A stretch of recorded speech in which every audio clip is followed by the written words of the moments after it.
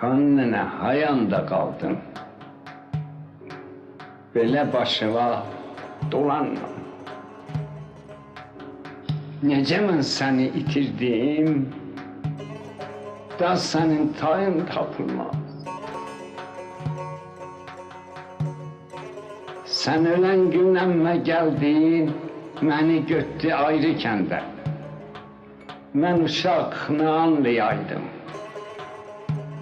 Başımı katıp uşaqlar, neçə gün ben orada kaldım. Qayıdıb gələndə baxdım, yerimi yığışdırıblar. Ne özün ve ne yerin var. Hanı xannenem soruştum.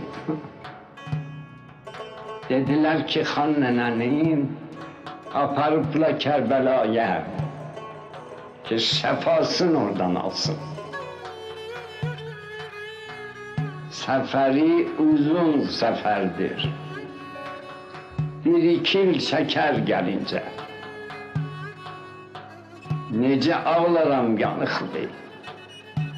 Neçə gün elə çığırdım ki sesim sinem tutuldu. O mən olmasam yanında özü hiç yere gidemez. Bu sefer ne olubdu mən siz özü koyup gedibdi.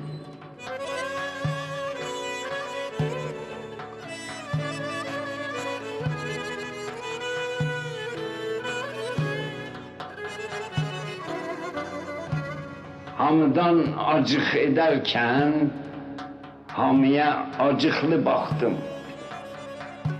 Sonra başladım ki mən də gidirəm onun dalınca.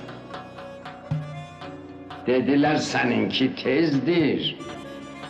İmamın mezarı üstte uşağı aparmak olmaz. Sen oku Kur'an'ı tez çık. Sen onu çıkınca belki gele xannene seferde.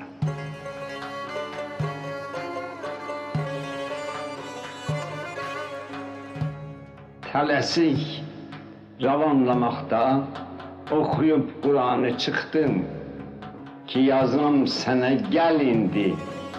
Daha çıkmışam Kur'an'ı. Mənə sovqat al gələndə.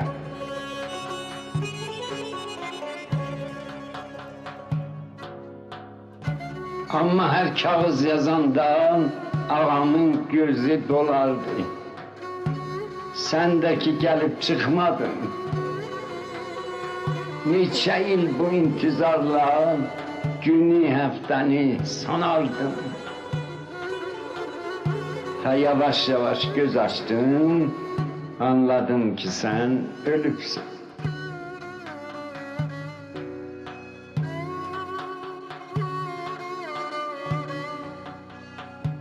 Bile bilmeye henüz da yüreğimde bir itik var. Gözüm aktarar hemişe. Ne yamandı bu itik.